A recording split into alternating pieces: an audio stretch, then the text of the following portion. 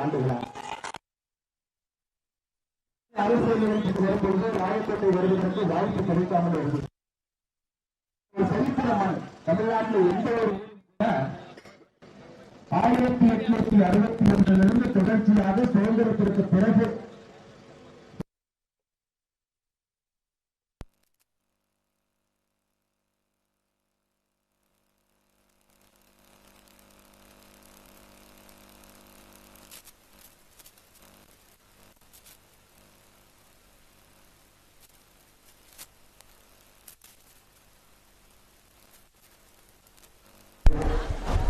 அது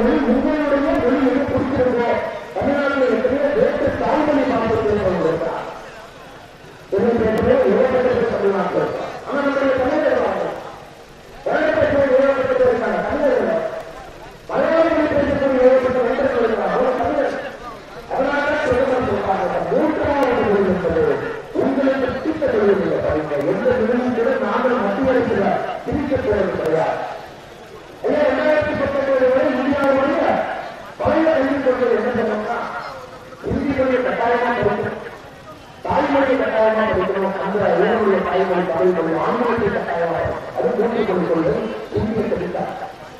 நம்முடைய பிள்ளைகளை முதல் முதலாக நிர்ணயிக்க தமிழ்மொழியை கட்டாயமாக இருக்கணும், தாய்மொழி ஆங்கிலமொழியை கட்டாயமாக இருக்கணும். மூன்றாவது மொழி நீங்க எடுத்து தமிழ் வந்தார். அப்புறம் இந்த தெலுங்கு மூன்றாவது மொழி தெலுங்கு படிக்க இந்தி படிக்காது. மூன்றாவது மொழி ஓடப்படுகிறது.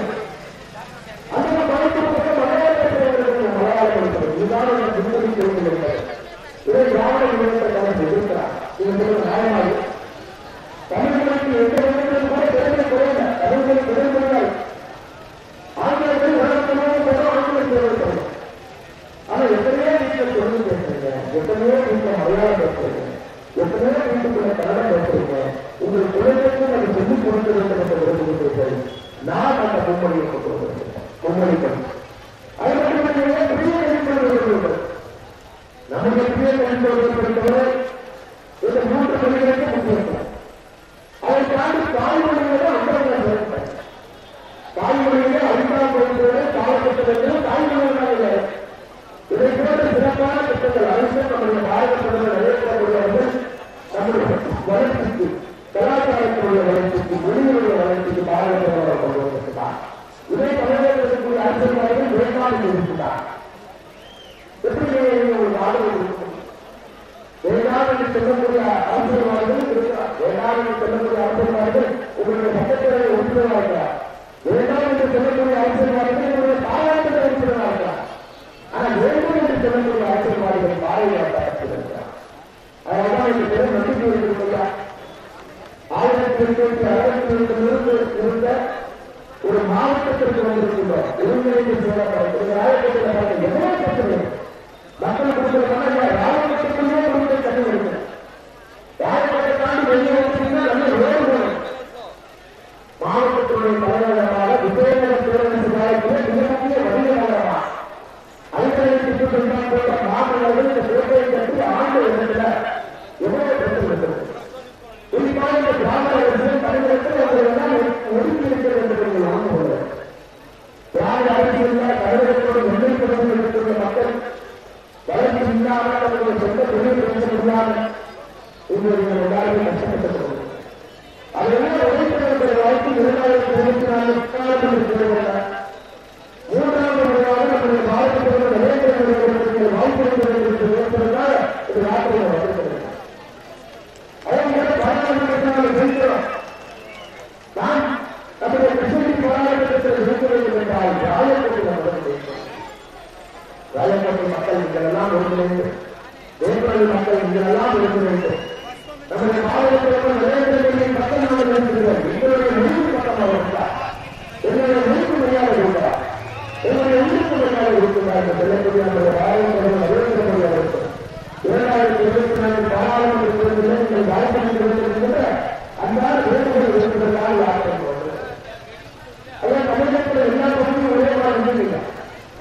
நம்முடைய முதல் பகுதி யாத்திரை ஆரம்பித்தது ராமேஸ்வரத்தில் ராமநாதபுரம் மாவட்டத்தில் நம்முடைய முதல் பகுதி ஆரம்பித்து வேட்புமனு தொகுதி 148வது தொகுதியா 140 தொகுதிகளை வழங்கி வந்தது.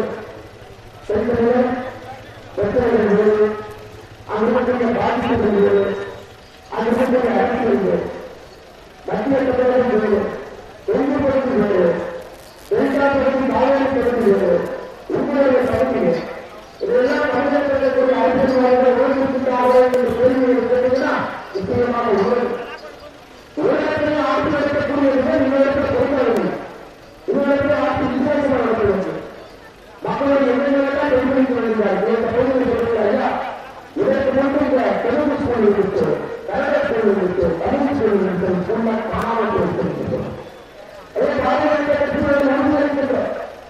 நம்முடைய முதலாளிகளுடைய திட்டத்தில் எங்கெல்லாம் தெலுங்கு பேசக்கூடிய மக்கள் இருக்கிறீங்களோ அங்கு எல்லாம் புள்ளிக்குறவர்கள் தெரிந்து மலையாளம் பேசக்கூடிய மக்கள் இருக்கக்கூடிய தமிழை தமிழ் மலையாளத்தில் நம்முடைய தாய்மொழியை படிக்கிறோம். அந்த மக்களுக்கு மதிப்பு ஆட்சி நடத்தால் மட்டும்தான் எல்லா மக்களுக்கும் நாம் தமிழ்நாட்டில் இருக்கிறோம். தமிழ்நாட்டினுடைய பெருமையை பேசுகின்றோம். தமிழ்நாட்டில் இருக்கிற எல்லா மக்களும் ஒன்றாக இருக்கின்றோம் என்ற பொருளை நாம் கிடைக்கும். இது உண்மை. அதனால வரப்போனா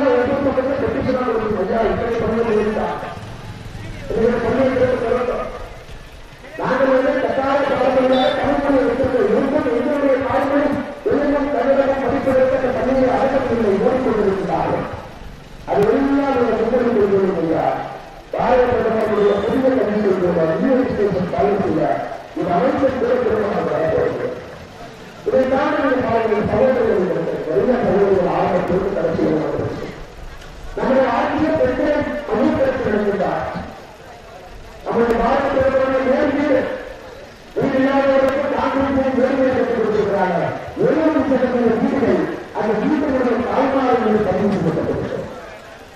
இந்தியாவுக்கு தெரியும் அபராதத்துக்கு 3% தான் பெற்று வருகிறது. 97% அபராதத்துக்கு ஆண்கள் பெறுகிறது. ஆனால் பெண்களை கட்டுக்கொண்டு 70% பெண்கள் இரண்டு வேலைகளுக்கு பெண்களை பெற்றிருப்பார். பெண்களுடைய முன்னேற்றத்திற்காக பெற்றிருப்பார். இதை 34 பெண்கள் பாராளுமன்றத்தில் நம்முடைய சகோதரர்களை அதிகமாக உருவாக்குவது நாட்டுக்கு மழையை கீழே உண்டு. அதை மட்டும் 7 பெண்கள் 7 லட்சம் அவர்களுக்கு மகளிர் சூழல்களுக்கு பணம் கொடுக்கப்பட்டிருக்கிறது. பெண்களை மையப்படுத்தி நம்முடைய ஆட்சியர் இந்த ஜாதகத்தை 2014 ஜாதகத்தை கொடுத்தார். கோடிக்கணக்கான பெண்கள் இருக்கிறார். ஐயா வகுப்புற கொடுங்க வகுப்புற கொடுத்தார். 42 பெண்கள் அதே வீட்டு கழிப்பையை அந்த வேலையை கழிப்பதை கொடுத்தார். இன்னொரு பெண்கள் இருக்கிறார். தமிழகத்தில் மட்டுமே 52 பெண்கள் இருக்கிறார். அனைத்து கூட பெண்களுக்கு முன்னுரிமை வழங்கி பெண்களுடைய முன்னேற்றத்திற்காக பாடுபடக்கூடிய கட்சி நம்முடைய பாரதிய ஜனதா கட்சி நம்முடைய பிரதமர் நரேந்திர மோடி. அதற்காக இளைஞர்களுடைய வளர்ச்சி தான் நாட்டுடைய வளர்ச்சி. இளைஞர்களுக்கு உருவாக்கணும். இன்னும் எல்லா இளைஞரும் பாம்பேயில் வளர்ப்பாங்க. வரும்போது பார்த்தாங்க பெங்களூர் வந்திருக்கேன், ராஜ்கோட்டில் சொந்த ஊரு யாத்திரையில பங்கேற்க வேண்டும் என்பதற்காக வந்திருக்கு. எத்தனையோ இளைஞர்கள் ஆரம்பத்திலிருந்து பரப்புகிற கையும் தூக்கணும். ஆனா இன்னைக்கு உண்மையாலே தருமபுரி கிருஷ்ணகிரியிலே வேட்கை பிடிக்காத கேட்டது நிச்சயமா இல்லை. அதற்கான அரசு எந்த முயற்சி என்ன முயற்சி இளைஞர்கள் படித்துவிட்டு படிப்பு கேட்ட வேலையும் வேலை கேட்ட ஊதியம் வேண்டும் என்று பார்த்தார். எந்த இளைஞர்களும் கூட பலருக்கு படித்து வைப்பதற்கு தயாராக இளைஞரின் சார்பை உழைப்பாளர்களுக்கு யாருக்கும் விருப்பம் சொந்தக்காரர் இருந்து உழைத்து 10 கிலோமீட்டர் லட்சக்கணக்கான இளைஞர்கள் மாவட்டத்தில் இருக்கிறார். அந்த மாவட்டத்தில் வேலை வாய்ப்பு மாவட்டத்தை தாண்டி பக்கத்து மாநிலத்தில் பெங்களூரில் கர்நாடகாவில் அதிகப்படியான மக்களுக்கு வேலை. அது மாற்ற வேண்டிய குறிப்பாக தமிழகத்தோடு எல்லைப்புற பகுதி வளர்ச்சி பகுதியாக மாற்ற வேண்டும் என்று எல்லைப்புற பகுதியை எல்லாம் வளர்ச்சியை கொண்டு வர வேண்டும். தொழிற்சாலைகளை கொண்டு வர வேண்டும். விவசாயிகளுக்கு விவசாயத்துறை மக்களுக்கு அதனால கிருஷ்ணகிரி மாவட்டத்தில் மட்டுமே நம்முடைய விவசாயிகளுக்கு நம்முடைய பாரதத்தில் கௌரவத்தை கொடுக்கிறார். வருஷத்துக்கு 6000 ரூபாய் இந்த நாடு 8,000 ரூபாய் கொடுக்கிறார்கள். இதை ஒரு மாவட்டத்தில் மட்டுமே 7,54,582 விவசாயிகள் 1 லட்சம் விவசாயிகள் இந்த ஒரு மாவட்டத்தில் 6,000 ரூபாய் கௌரவத்தை கொடுக்கிறது. உங்களை கௌரவப்படுத்த வேண்டும் என்று விவசாயிகளுக்கு படிப்பு மரியாதைகளுக்கு கொடுக்க வேண்டும் என்று எப்படி காவல்துறையை காலத்தில் விவசாயம் பிரித்தோ வேலையாளர்களை காலத்தில் அதே தமிழகத்தில் விவசாயம் செலுத்த வேண்டும் என்று நினைக்கிறது. நீர் மேலாண்மை வசதிகளும் ஏற்படுத்த வேண்டும் என்று நினைக்கிறது.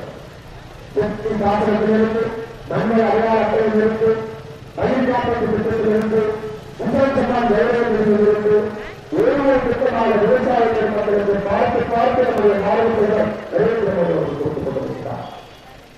அதையெல்லாம் தாண்டி விவசாயிகளை பற்றி பேசிட்டோம், இளைஞர்களை பற்றி பேசிட்டோம், பெண்களை பற்றி பேசிட்டோம், தாய்மார்களை பற்றி பேசிட்டோம். நம் நாட்டுக்கு இந்திய என்று சொன்னால் உலக நாடுகளின் பெருமையாக பார்க்கக்கூடிய ஒரு நாட்டை பிரதமர் அவர் உருவாக்கிக் கொண்டிருக்கிறார். எந்த நாடுகளும் இல்லை, எந்தமே இல்லாத அரசாங்கம், மத்திய அரசாங்கம், மூலமான அரசாங்கம் ஒரு குடியுரிமை தெரிவித்தால் என்ற குற்றச்சாட்டுக்கு ஒருவருக்கு கூட இலங்கை காலம் நம்மை ஆட்சி நடத்த அப்பட்ட இந்தியாவில் வேகமாக வளரக்கூடிய நாடு.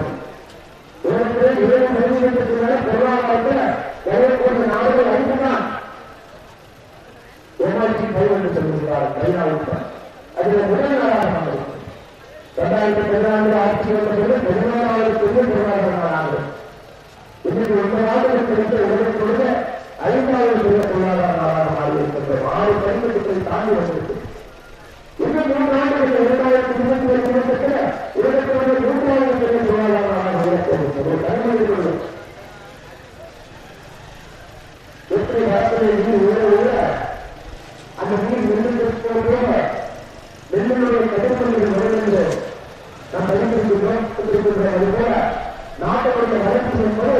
தனிமனிதனுடைய வளர்ச்சி. தனிமனிதனுடைய வளர்ச்சி என்பது நாட்டுடைய வளர்ச்சி.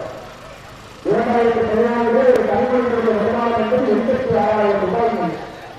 9 நாடுகள் கழித்து ஒரு தனிமனிதனுடைய வருமானத்தை 7,96,000 அப்படிப்பட்ட ஆட்சி 3வது முறையாக இந்த அறிவர் பாரத பிரதமர் நரேந்திர மோடி அவர்கள் ஆதரவளித்த வெற்றிடத்தை எப்படி 2014 283 சீட்ல வந்தாங்க, 2019 103.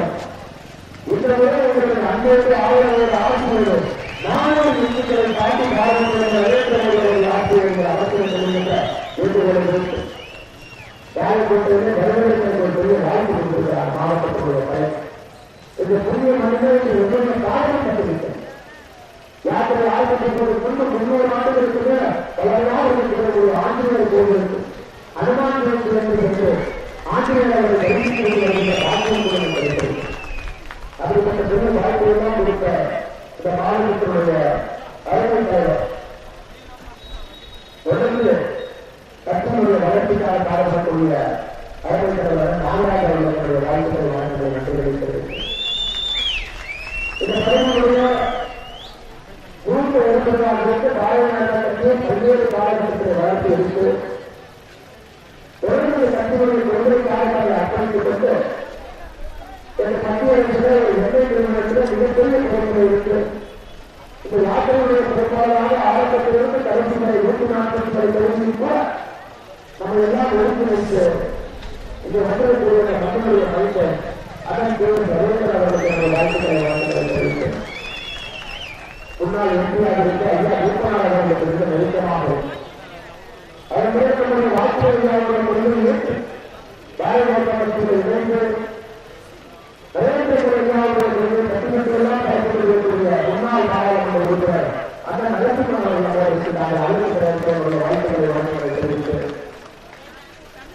இதற்கெல்லாம் நாங்கள் வந்து பேசுறோம் அப்படின்னா நம்மளுடைய மூத்த தலைவர்கள் போட்ட இந்த ஆலமரமாக வளர்ந்த ராயக்கோட்டையில் ஆலமரமாக இந்த பாரதிய ஜனதா கட்சி இளைஞர்கள் வந்திருக்கிறீர்கள், பெண்கள் வந்திருக்கிறீர்கள், எல்லோரும் பாரதிய ஜனதா கட்சியுடைய யாத்திரை அதற்கெல்லாம் காரணமாக இருந்த நம்முடைய மூத்த தலைவர்கள் தேசிய பொறுப்பு பாலகிருஷ்ணன் அவர்கள் நாங்கள் அவருக்கு நிறைவேற்ற என்னுடைய வாழ்க்கை மாநிலங்களை நன்றிகளை தெரிவித்து மாவட்ட பொறுப்பினாளர்கள் அன்பரசன் அவர்கள் டாக்டர் மாவட்ட துணைத் தலைவர் ஆனந்தன் மாவட்ட செயலாளர் ரஜினி அவர்கள் வாழ்த்துக்களை வழங்குவதை தெரிவித்து மாநில பொறுப்புறுப்பினர் நாராயணசாமி மாநில தலைவர் கல்வியாளர் சட்டகுமார் வேப்பரண்டி சட்டமன்ற பொறுப்பாளர் ஓய்வு நாங்கள் அவர்களுடைய வாழ்த்துக்களை தெரிவித்து தேவமாக நம்முடைய ஒன்றிய தலைவர் உடம்புடன் பிறந்த பிரவீன் கம்சன்குமார் ஊழலுக்கு பத்தராஜன் சூழலில் மத்திய லட்சுமதி வேப்பரவிற்கு ஸ்ரீராமலோ வேப்பரவி வழங்கும் ஸ்ரீரன் ஐயா எப்பயுமே இல்லாத யாத்திரைகளுடைய ஒரு கடுமையான குணம் தெரிவிக்கும். குறையிலிருந்து பிறகு 103 தொகுதி வந்து கொண்டிருக்கிறது. கடந்த 7 நாட்களில் 21 தொகுதி நடந்திருக்கிறோம். இன்னைக்கு நம்முடைய யாத்திரை 105வது தொகுதிக்கு இருக்கிறது. நீண்ட நெடிய டைம். அதற்கு திருப்பத்தில் ஆரம்பத்திலிருந்து கடைசி நேரத்தில் உடனேதான் கற்பிக்கும்.